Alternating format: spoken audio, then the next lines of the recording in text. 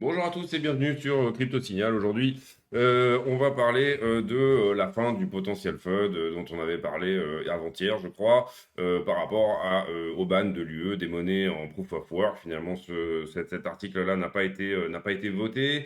Et puis, on va parler du prochain meeting de la Fed qui commence demain et qui se terminera après-demain, mercredi. On fera une vidéo plus élaborée sur ce meeting, je pense, demain, histoire de vraiment poser toutes les différentes possibilités et probabilités. Voilà, on parlera un petit peu on va dire, du moment, enfin de quelles sont les narrations du moment. Et puis, on ira faire ensuite, si jamais on n'a pas trop débordé et qu'on a le temps, une analyse du CRO, donc Chronos, puisque ça m'a été demandé sur le Discord. J'en profite pour faire bien sûr l'appel à l'abonnement. N'hésitez pas à venir vous inscrire sur le Discord non seulement, mais aussi activer la cloche de notification et vous abonner sur le channel YouTube si jamais ce contenu vous plaît. Un petit like, un petit commentaire aussi, ça fait toujours zizir. Alors, à partir de là, Bitcoin qui nous fait un petit sell-off cette nuit. Vous voyez ici qu'on est toujours, pour moi, dans ce triangle ascendant pour l'instant. Tant que j'en vois pas, entre guillemets, que je ne vois pas vraiment une cassure de celui-ci, je ne pourrais pas dire qu'on en sort. Mais vous voyez ici qu'on a fait une grosse déviation hier, notamment sur ce FUD de l'UE, et puis qu'on est en train de réintégrer ici la figure. Donc la réintégrer totalement voudrait dire clôturer au-dessus des 38 400 pour ce soir. Vous comprenez que cette oblique-là, elle a quand même une pente assez importante. Donc, du coup, il va falloir ici se battre si jamais on veut rester dans la figure et la casser à la hausse. Vous avez ici les stats de cette figure, là, sur le côté. Donc, ça, j'en ai parlé hier, mais n'hésitez pas à regarder si jamais ça vous intéresse. Ensuite, le FUD Europe, vous savez qu'il y avait un article qui embêtait un petit peu tout le monde puisqu'il aurait signifié, on va dire, l'interdiction de Bitcoin, Ethereum et toutes les monnaies en proof of work sur le sol européen. Le Parlement vient de voter contre cet article, donc il ne va pas être intégré dans le texte, avec 32 personnes qui votent contre et 24 qui votent pour. Donc tout ça, toute cette narration du ban du proof of work est en train de sortir du texte du MiCA. Si jamais vous voulez vraiment bien vous renseigner sur qu'est-ce que le MiCA, etc., et globalement quels sont, on va dire, qu'est-ce que contiennent les 160 pages du MiCA pour l'instant, du projet MiCA, n'hésitez pas à aller voir sur ce lien là que si j'y pense, je vous mettrai en description, qui explique plutôt bien ce qu'il va se passer dorénavant. Globalement, il faudra comprendre que c'est principalement les utility tokens et les stablecoins c'est pas du tout la différence, c'est les utility tokens et les stablecoins qui vont être soumis plus ou moins à un espèce de passeport européen de possibilité d'être émetteur, voilà, de ces tokens. Voilà, on insiste beaucoup sur, bien sûr, la protection du consommateur, avoir un white paper qui est présent sur le site, etc. Donc, à partir du moment où vous allez réunir toutes les conditions sur votre dossier d'émission, on va vous donner un passeport européen pour pouvoir accéder au marché financier européen. À partir de là, enfin accéder au marché financier, pour pouvoir avoir la possibilité d'émettre ces tokens. À partir de là, il faut bien comprendre aussi que du coup,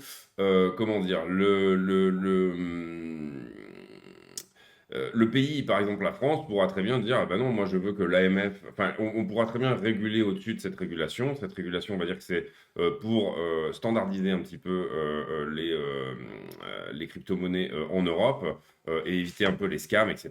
C'est un petit peu comme je pense que le sera le projet américain, plutôt pour éviter les scams et protéger les consommateurs. Mais il faut bien comprendre que les États pourront quand même faire leurs propres lois inhérentes à leur pays en interne. Donc, pourquoi je vous montrais ça? Oui, parce que donc pour moi, le FUD de Europe, en tout cas sur ce ban, est totalement, annihilé ici. Vous voyez que la narration, donc la bougie qu'on avait faite là sur cette narration-là, vient d'être totalement avalée. Donc, du coup, cette narration ici n'a plus lieu d'être. En tout cas, ce FUD-là est passé. Et j'en profite pour dire qu'on a pas mal de FUD en ce moment entre la guerre, entre bien entendu ce FUD d'Europe là, etc. Et donc il faut bien comprendre ici que ceux qui restent, si jamais vous restez dans les cryptos, ceux qui sont encore là, eh ben vous n'êtes pas des touristes parce que vous avez des vagues de FUD comme ça et puis vous arrivez à rester sur le marché, à ne pas sell off quand BTC, là, ici, hier soir, touche les 37 500, ce que j'avais prévu aussi un petit peu plus ou moins dans ma vidéo, c'est-à-dire une déviation sous le triangle. Vous êtes encore là, et donc du coup, vous n'êtes pas des touristes. Là, la plage est à nous, et c'est le moment où vraiment il ne reste que les alphas, entre guillemets, enfin ceux qui ont vraiment, qui connaissent vraiment ici les cryptos, et le moment où voilà, tout le monde, tous ceux qui s'intéressent là ici, qui continuent à regarder des vidéos autour des cryptos, etc., et qui continuent à faire du DCA dans ces zones-là, sont bien entendu ce qu'on peut appeler des gens, des holders, et des gens qui sont inspirés de la bonne manière de faire sur les marchés crypto-monnaies. Donc je continue là-dessus. Je pense que j'ai fait le tour là-dessus. Meeting de la Fed demain et après-demain. Conférence de presse de Powell qui, alors la dernière fois, il devait être 17 ou 18 heures au moment où il l'a faite.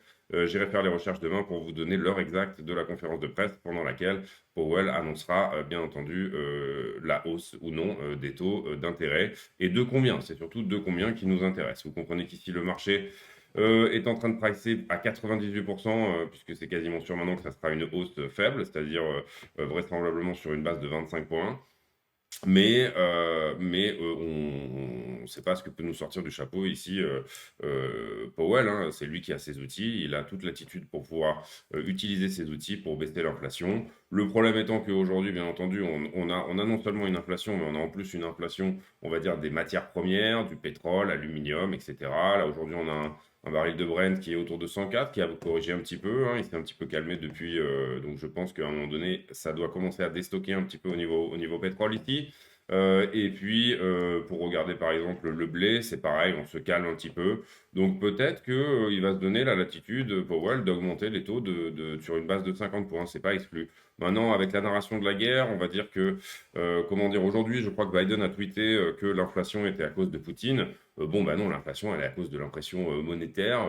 Et ensuite, là, on est en train de rentrer dans une autre cause d'inflation qui est due, bien entendu, aux sanctions et au fait qu'on casse les liens qui étaient très forts avec la Russie, et que donc, du coup, on se retrouve un petit peu avec un excédent de besoin, voilà, en énergie et en matières premières. On continue là-dessus, donc je vous ai parlé de ça. On va aller voir vite fait un tour sur le Wall Street Journal, voir un petit peu quelles sont les news du moment. Après, on ira regarder un petit peu CoinDesk et MarketWatch. Hop, cette page ne fonctionne pas. Super. Ah voilà, ça y est, c'est bon. Donc, toujours sur l'offensive russe. Voilà, la Fed, en fait, c'est plus principalement la narration guerre et inflation qui prévaut. À partir de là, je voulais expliquer aussi, enfin, je crois que je voulais expliquer, le CPI, la manière dont le CPI, donc l'indice des prix à la consommation, est toujours en évolution par rapport à sa manière d'être calculé. Il est calculé en fonction de ce que consomment les gens. Donc par exemple, donc on peut pas comparer un CPI d'une année sur l'autre, ou en tout cas sur du long terme, parce que c'est un indice dont le panier d'achat, donc le panier sur lequel est calculé le CPI, est en permanence en train d'évoluer. Et il faut comprendre que les comportements des gens évoluent aussi. C'est-à-dire si aujourd'hui un steak est très très cher, vous allez acheter moins de steak. Peut-être qu'avant, vous en mangiez quasiment tous les 2 jours, et que vous allez là vous faire plutôt un petit plaisir, une petite côte de bœuf une fois par semaine. Donc bien évidemment, les gens s'adaptent aussi en fonction de la hausse des prix. Et ça donne un truc assez incroyable, qui est que si jamais on calculait aujourd'hui l'indice des prix à la consommation, et je vous ai expliqué qu'on est sur des niveaux qui sont les plus forts depuis 40 ans, mais si on calculait avec la manière de calculer il y a 40 ans, donc aujourd'hui une inflation qui est précalculée pour l'année à 7,9%, on serait plutôt autour de 16% dans la manière de calculer. Donc ici, il faut comprendre que si on ne peut pas comparer des choses qui ne peuvent pas être comparables, et que là, bien évidemment, on est sur des très très forts niveaux d'inflation, et aussi les gens s'adaptent. Donc voilà, c'est ce que je voulais expliquer un petit peu aussi dans cette vidéo. Donc là, il y a des Dow on rise. Donc le Dow Jones qui augmente, mais le Nasdaq qui latéralise, alors que les investisseurs commencent à pricer un petit peu les pourparlers entre la Russie et l'Ukraine, et attendent le meeting de la Fed. Donc on est vraiment dans une zone d'attente ici, à l'instant T, où il y a pas grand-chose. Et là, on voit que le FUD de l'UE sur un ban des monnaies, excusez-moi, en proof of work, et du coup a été voté non, n'a pas été voté, voilà. Donc voilà pour le prix, voilà pour Bitcoin. On va aller se balader un petit peu maintenant sur le carnet d'ordre et faire un petit peu tout ce qui est order flow. Sur le contrat ici, on est sur Coinbase, on va aller se mettre sur Binance. Hop, BTC, on va prendre celui-ci, voilà. Donc sur Binance, on a des ordres d'achat à nouveau. Vous voyez que quelques ordres ont été faits, mais là le prix s'est arrêté avant ces ordres d'achat qui étaient en dessous. Et on commence à avoir un petit peu une zone de vente là ici qui se met en place autour des 39. Donc tout ça, c'est un petit peu des STH, hein, du short terme. Ici, option Max Pain Price à 39 pour ce vendredi. Et le vendredi prochain, avec un assez gros open interest, Max Pain Price à 42. Donc pour la fin du mois, pour l'instant, un Max Pain Price qui serait plutôt à la hausse. Max Pain Price étant le prix pour lequel tous les vendeurs d'options, on va dire, et là du coup je suis plus log, donc je vais me loguer, excusez-moi, hop, hop, et on repasse en partage d'écran pour tout ce qui est order flow. Donc, qu'est-ce qu'on a ici sur l'order flow? Alors, vous savez que moi, j'aime pas trop afficher le ratio long short parce que ça fausse un peu mon analyse et que pour moi, c'est pas vraiment une métrique qui est très intéressante. Moi, je garde uniquement le funding, l'open interest et parfois, en fait, il faut pas réinventer la roue. Le plus simple et le mieux. Donc là, on voit, et je vous avais parlé de cette poche de liquidité hier, je crois, ou avant-hier, dans la vidéo d'avant-hier, que ça me paraissait louche de ne pas aller la prendre. Et là, on voit qu'on a tout à fait bienvenu la chercher, hein, grâce à ce FUD d'Europe, cette espèce de sell-off qui a eu lieu cette nuit, je crois, ou je ne sais pas quand. Oui, c'est ça, c'est 13 mars, 22h, voilà, cette nuit. Et donc, ici, qu'est-ce qui s'est passé? On voyait qu'on a nettoyé pas mal en open interest, ici, bah, ces poches de liquidité qui attendaient en dessous. À partir de là, le prix se retourne, et quels sont les niveaux qu'on pourrait éventuellement aller chercher? Et là, je pense, eh ben non, il n'a pas gardé mes barres, c'est pas grave. Et ben du coup, je vous rappelais qu'on avait noté ici un fort niveau de short à cet endroit-là. Donc au niveau des shorters, on pourrait ici rejoindre un petit peu ces prix-là des 40 300. Vous voyez qu'ici, le funding est totalement négatif. Ici, on avait un gros niveau aussi qui s'était ouvert là-dessus. Donc hop, hop.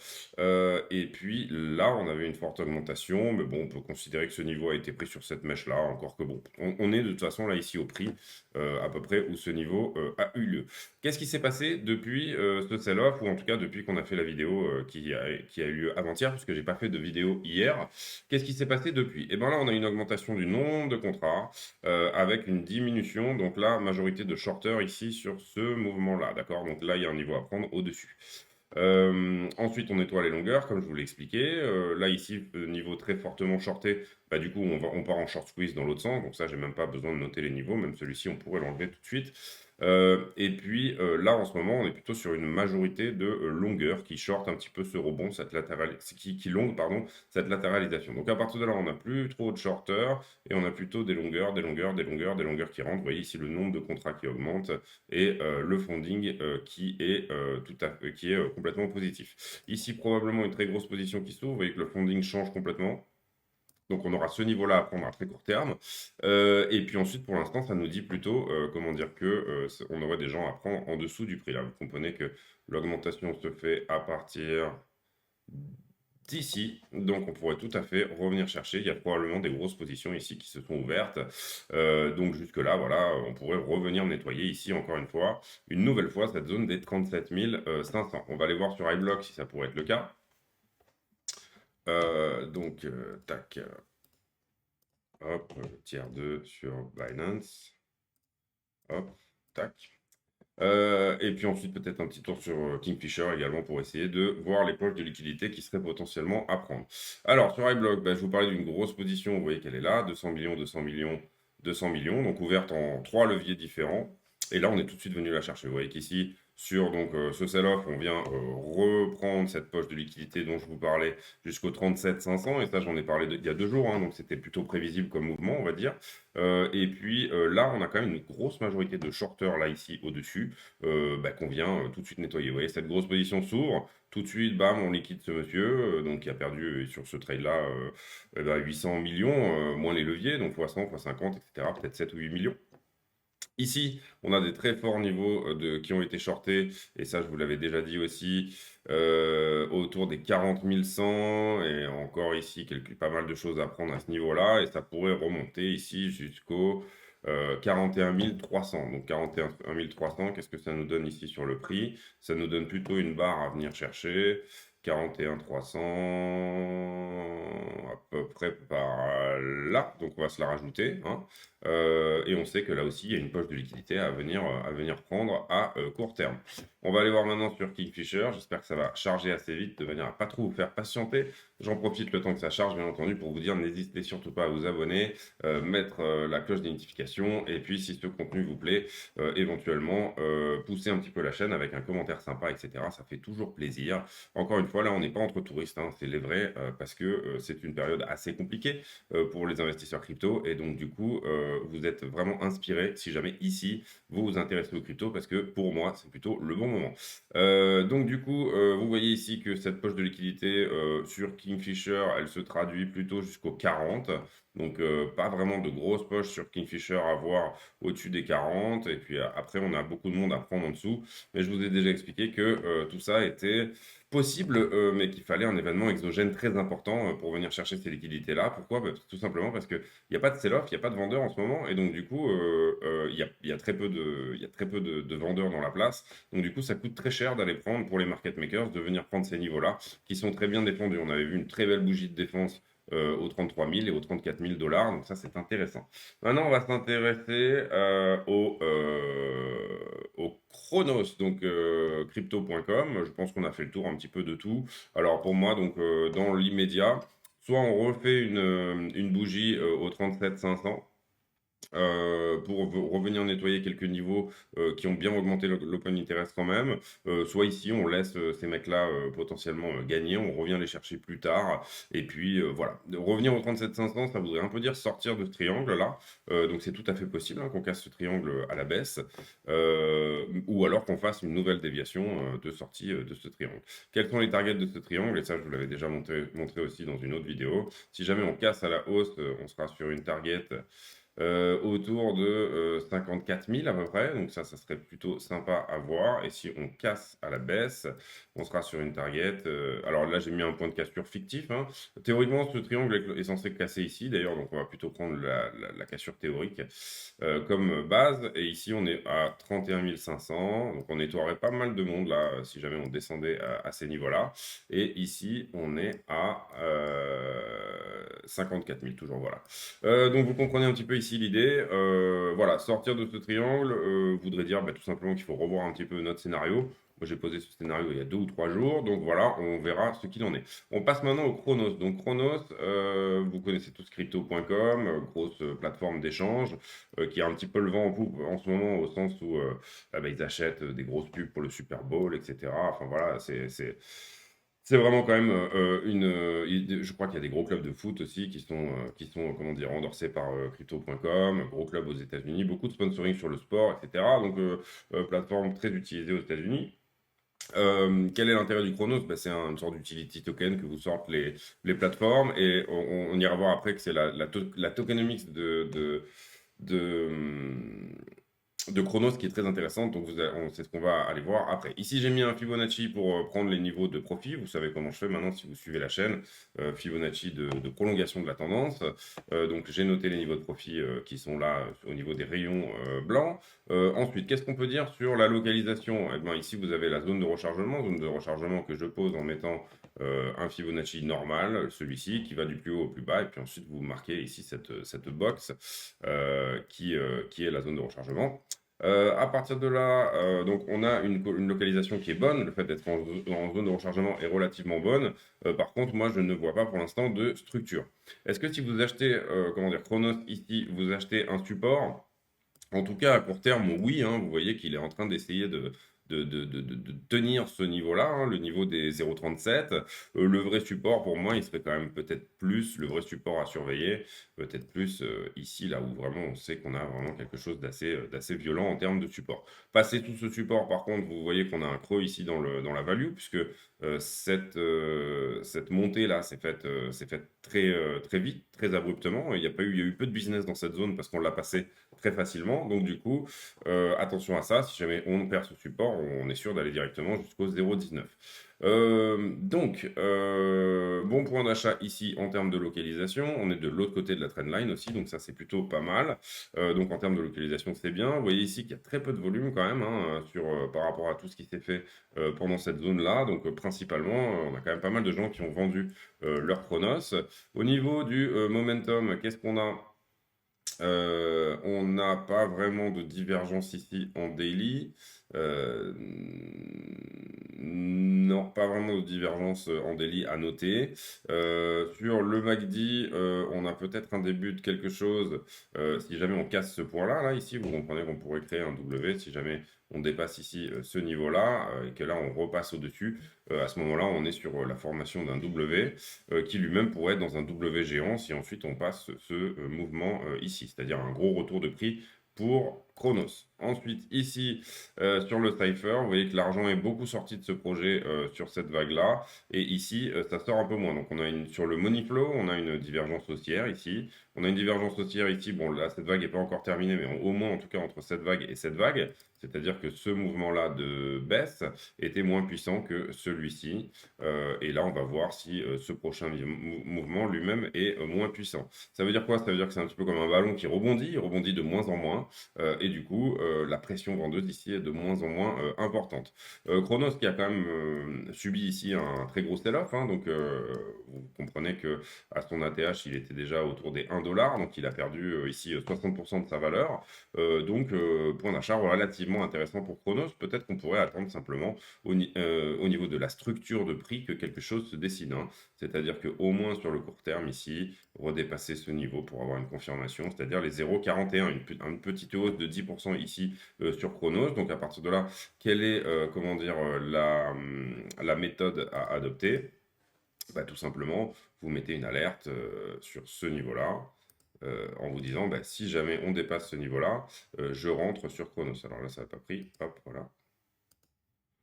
Hop, voilà. Si ça dépasse ce niveau-là, je ferai une entrée sur Chronos. Là, il n'est pas très bien posé. Si ça va. 0,46, c'est bon. Donc voilà, vous comprenez un petit peu l'idée ici. C'est peut-être le bon endroit, mais pas le bon timing encore. On attendra peut-être un petit peu plus de confirmation. Pour ceux qui veulent vraiment juste rentrer sur un trade sur Chronos, bah, c'est tout à fait possible, j'imagine. On va calculer où sont les 0,61. Donc la zone de rechargement de short. Hop, attends pour moi. Tac. Tac. Zone de rechargement de short qui se trouve au 0,72 ici. On va la dessiner comme ça, elle est formalisée. Tac, comme ça. Hop, c'est une zone de vente.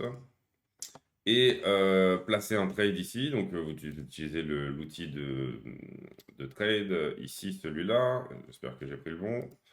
Et non, j'ai pris le short évidemment. Hop, hop. Ici, donc, prendre profit par là, mettre votre stop à l'abri éventuellement de ce support ou alors même tout en bas, là, ici, voilà, là, à l'endroit où vraiment on est quasiment sûr de ne pas revenir, c'est-à-dire des très vieux prix. Donc là, ce trade, il est très cohérent. Vous avez un ratio de 2 pour 1. C'est-à-dire que vous investissez 1 pour gagner 2. Vous pouvez même prendre profit ici un petit peu plus tôt et le trade est relativement peu risqué puisque vous avez quand même un stop qui est très loin du prix ici à l'instant T. Donc si vous voulez rentrer un peu early là-dessus, c'est possible. Pour un trade, c'est possible aussi. La localisation est plutôt bonne. Ensuite, les niveaux de prise de profit, donc on l'a dit, 1,23$, 1,78$, 2,71$, 3,63$ et 4,16$. On va aller voir sur Market Cap Off si tout ça est possible. Et vous voyez que déjà, si Cro prenait à market cap équivalente la place de BNB, puisque c'est à peu près le même type de token, c'est pour ça que j'ai pris le premier token, qui est ici la possibilité, on va dire, qui est à peu près, comment dire, comme le FTT, etc., qui est à peu près la même utilité, quoi, on va dire. On était à 2,46. Donc pour moi, je serais d'avis de faire sauter éventuellement ces deux niveaux de prise de profit-là. Partir à 2,71, pourquoi pas. Alors, si le market cap double, bien entendu, peut-être que Cro peut monter à 3,63. Donc faire un x10 à partir de là, c'est tout à fait possible. Voilà, donc vous comprenez ici l'idée. Voilà, potentiellement, moi personnellement, comme j'aime bien, et c'est mon profil, que l'argent tourne relativement vite, on va dire, j'aurais tendance à prendre des gros niveaux de prise de profit ici. J'aurais tendance éventuellement à rajouter un petit TP ici en zone de rechargement de short, histoire de couvrir un petit peu mon investissement. Donc voilà, au x2 ici, couvrir quelque chose, ensuite reprendre ces trois niveaux-là. Et ça me paraîtrait personnellement très bien. C'est ce qui correspond, moi, à ma psychologie. Faites-vous votre propre psychologie et bien entendu, n'hésitez surtout pas à ne pas faire comme moi. Donc ensuite, à partir de là, et je voulais vous parler de la tokenomics de Crow, excusez-moi. Donc du coup, on voit ici que il y en a pas mal qui ont été airdropped, etc. Et il y a beaucoup en fait de l'offre qui est faite pour le bien des utilisateurs. C'est-à-dire par exemple, je pense que vous avez une carte crypto.com. Moi, j'en ai pas personnellement, donc je connais pas le système très très bien, mais j'ai pas de carte crypto.com. Mais si vous stackez des Crows, etc., vous avez un cashback probablement qui est assez confortable, qui vous est remboursé en CRO sur votre carte. C'est-à-dire que 2%, etc. Et petit à petit, tout ça rentre sur votre carte. Vous avez aussi d'autres manières de stacker du CRO qui vont vous rapporter lui aussi du CRO. Donc la tokenomics est faite qu'ils ont bloqué énormément. Ils ont tout de suite comment dire, ressorti l'offre quasiment entièrement. Assez rapidement, on va dire que ce token a été totalement dilué. Mais par contre, une certaine partie de l'offre est complètement réservée au fait que les utilisateurs puissent être rémunérés en pro quand ils font des actions qui sont bonnes pour le réseau. Donc stacking, etc., toutes ces choses-là. Donc c'est la tokenomics ici qui est relativement intéressante puisque tout ça n'est pas franchement une pression vendeuse. Et on pourrait aller voir ici sur Google Trend, est-ce que le terme Chronos, alors on va peut-être rajouter crypto, est relativement recherché. Là, on voit qu'il y a une nouvelle hype hein, quand même depuis février. Et on va aussi regarder éventuellement tout simplement crypto.com. Est-ce que c'est bien recherché sur Google, etc. Vous voyez que ça a été énormément recherché sur le dernier bull run de novembre, mais que là, on est plutôt à la baisse sur le terme de recherche crypto.com. Ce qu'on pourrait éventuellement aller voir ici, puisqu'on parle d'un exchange, d'un token d'exchange, c'est alors là, j'ai pas la news, non, j'ai pas l'info ici. On a FTX, on n'a pas crypto.com, mais on pourrait éventuellement plutôt aller regarder sur DeFi Lama, par exemple. Il est où? Il est là. Ben voilà, quelle est la place ici du Chronos. Chronos, vous voyez qu'il est neuvième en termes de total value locked, c'est-à-dire la quantité d'argent qui est stacké sur cette monnaie. Donc il est neuvième, donc c'est vraiment pas mal. Bon, vous voyez que il est bien loin, bien sûr, de la Binance Smart Chain. Il est relativement loin quand même de gros protocoles comme Phantom, etc. Mais c'est intéressant à regarder. La trend, en fait, est intéressante à regarder ici. Chronos, je ne sais pas si on voit lequel c'est là sur la trend. 0,93, donc ça a l'air d'être... euh, c'est quelle bande du coup, Chronos?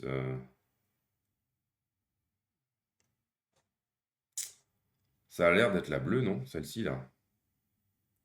Non, ça c'est Tron. Ah oui, d'accord, ok. Donc à la descente. Chronos, c'est la petite bleue, j'ai l'impression. Je pense que c'est ça. Donc vous voyez qu'elle est quand même en augmentation ici, la traîne. Alors on pourrait, je crois on peut agrandir ici ce graphe. Je ne sais plus comment on fait. On pourrait downloader aussi toutes les datas et refaire notre propre graphe. Mais bon, vous voyez un petit peu l'idée ici.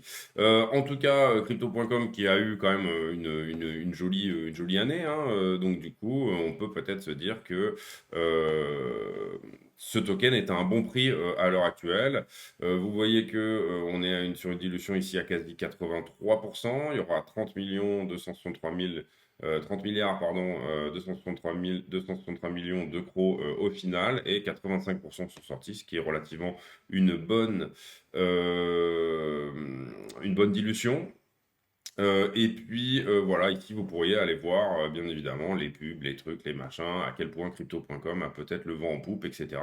Tout ça est bien entendu une histoire d'appréciation, mais vous pouvez bien entendu aussi regarder, bah tiens, qu'est-ce que ça vous donne comme reward, etc. Là on voit 14% de reward sur les cryptos. Crypto.com est plutôt pas mal par rapport à ça, hein, c'est-à-dire tout ce qui est stacking, quand vous loquez, etc., des assets et tout. C'est quelque chose qui est vraiment très orienté, voilà, DeFi, stacking, etc. Et donc c'est un plutôt bon, avec une assurance à 750 millions de dollars. Donc, en cas de hacking, c'est pas trop mal protégé. Voilà, bon, vous voyez un petit peu l'idée ici. Ce qu'il faut, c'est vous faire votre propre idée. En tout cas, il y a des très gros budgets marketing qui sont développés sur le crypto.com et le CRO. Et donc, bien évidemment, il y a des chances que cette plateforme prenne de plus en plus de place dans notre vie cryptographique de tous les jours, on va dire. Voilà. À vous de faire votre propre appréciation de tout ça. Ici, voilà, sur l'action de prix, je pense que j'ai à peu près fait le tour. En tout cas, très bon prix d'achat, très bonne localisation, éventuellement pour pratiquer un DCA ici, c'est-à-dire en prendre un petit peu. Et puis, si jamais on retouche ici ce support, en reprendre encore un petit peu, donc à moins 20% si jamais on baisse, et éventuellement un troisième point d'achat ici, par exemple. C'est un exemple. Encore une fois, tout ça doit dépendre de votre propre psychologie. Donc demain, je pense que oui, bon, je vais pas tout faire aussi tout l'écosystème, le Chronaswap, etc. Enfin tout l'écosystème Chronos, bien entendu. Faites vos propres recherches par rapport à tout ça, sinon je ferai des vidéos qui seraient beaucoup trop longues pour rester intéressantes pour tout le monde. J'espère que cette analyse de Chronos vous a plu. J'espère que cette analyse du marché vous a plu aussi. Si c'est le cas, n'hésitez pas à vous abonner, activer la cloche des notifications, venir nous rejoindre aussi sur le Discord, dont le lien sera dans la description de la chaîne et probablement, si je n'oublie pas, en commentaire épinglé. Et puis, voilà, merci de m'avoir suivi jusque-là. Si jamais vous avez suivi cette vidéo jusqu'à la fin, mettez le prochain en commentaire, le prochain pays dans lequel vous partez ou vous souhaitez partir en vacances. Voilà, ça me permettra de discuter un petit peu d'autres choses dans les commentaires que de crypto-monnaie. Encore une fois, venez nous rejoindre sur le Discord. Vous pourrez ici sur le Discord demander les analyses de monnaie de votre choix, etc. Et à partir du moment où j'ai le sentiment que ça intéresse pas mal de monde, je le ferai avec très grand plaisir. Merci à tous de m'avoir suivi et passez une excellente soirée. À bientôt. Salut.